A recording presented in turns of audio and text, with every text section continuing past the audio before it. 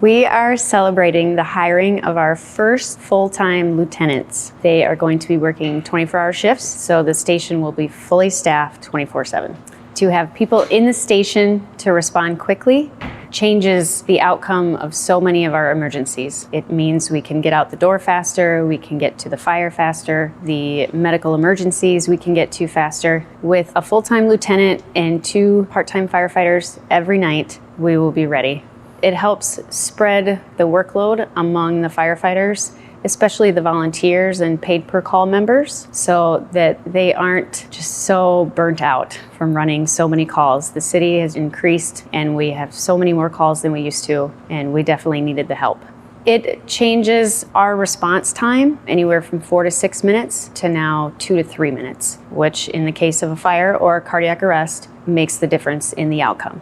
And also, honestly, it helps the fire chief be able to do fire chief things because he runs a lot of calls. And if we have other people here in the station to run calls, he can do the things he needs to do to lead the department. Each of the new lieutenants will be in charge of a duty crew, which consists of several members of the paid per call part of our department. They will also be in charge of the part-timers. They will also have some program area responsibilities, equipment, apparatus maintenance, public education, scheduling, a lot of different responsibilities that we've all just kind of been sharing over the years. We'll now have more defined roles and development. We are just so excited. This is huge for this department and this community. It really is taking us to the next level. I originally came to North Liberty 10 years ago and joined the fire department as a volunteer. I've been working for North Liberty as a volunteer and then a part-time firefighter for the last 9.5 years. Prior to taking this job, I've worked in education, previously elementary special education, then high school counseling, and then finally college admissions and college advising. My prior experience is I volunteered around the area, Johnson County, Washington County for the last 17 years. Full-time fire department down in Burlington, Southeast Iowa, and at the ammunition plant, Middletown. I've been a firefighter for about 2 years. Started up in Springville, where I moved from, just recently moved to town. Came on with North Liberty last January in 22. Started with volunteering, moved to the part-time side, and was blessed with the opportunity to take this position. Before that, I spent 7 years as an electrician in the Cedar Rapids, Iowa City area.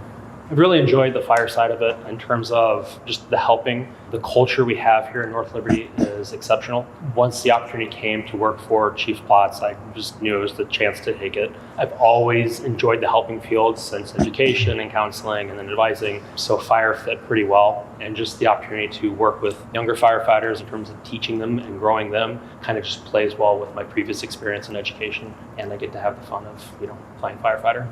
I've always wanted to be a servant. Ever since I was a little kid, people ask you, what do you want to be when you grow up? I thought military service. It's always been in my heart to serve.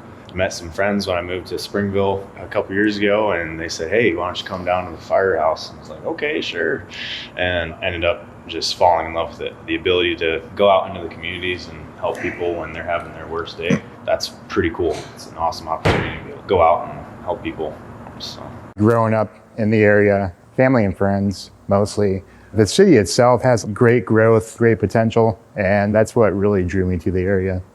People like to call me a doer. I'm a very excited person. I have a lot of energy. I don't want to just sit around and do nothing.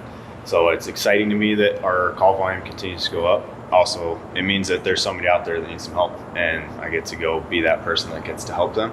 And then it drives a culture of being better here, drives a culture of training. With our rising call volume, that means that we need to get even better at our jobs daily, and that's reflected in what we do here in this department. It's a rare day that it's quiet around here. There's going to be banging in the gym, there's going to be banging out here in the bay.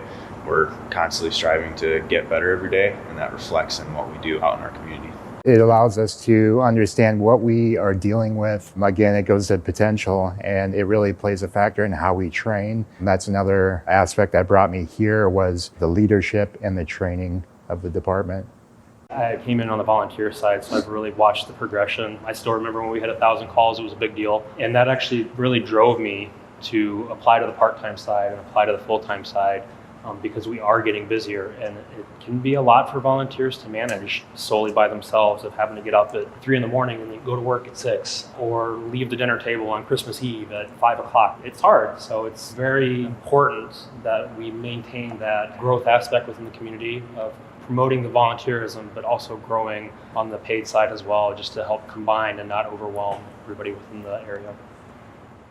We're pretty excited. 3 full-time members to the organization is going to amplify our ability in so many different ways. It's been a long time coming. One of our assistant chiefs wrote a grant for these positions, and the federal government looked kindly upon us. And so over the last 6 months, in anticipation of these positions, we've been rewriting HR handbooks and policies and procedures, because the city has never had 24-hour shift personnel before. So a lot of excitement, a lot of work on the back end, and to all of a sudden now be a part of this day, to have them in the building, it's exciting.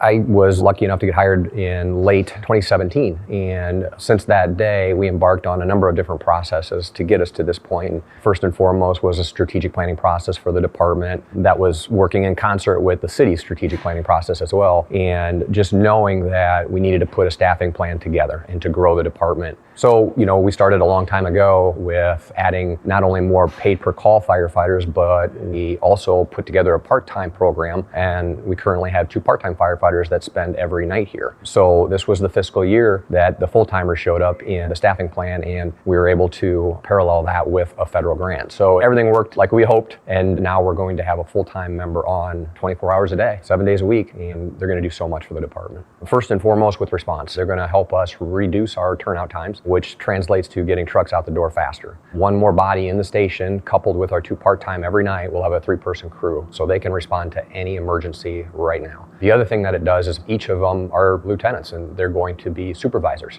So they will not only supervise our part-time personnel, but they'll supervise our paid per call duty crews as well. And then lastly, they'll also be assigned program management responsibilities, whether it's truck maintenance or public education, scheduling, EMS, continuous improvement plans, things like that. All things that will make us more efficient and effective out on the street.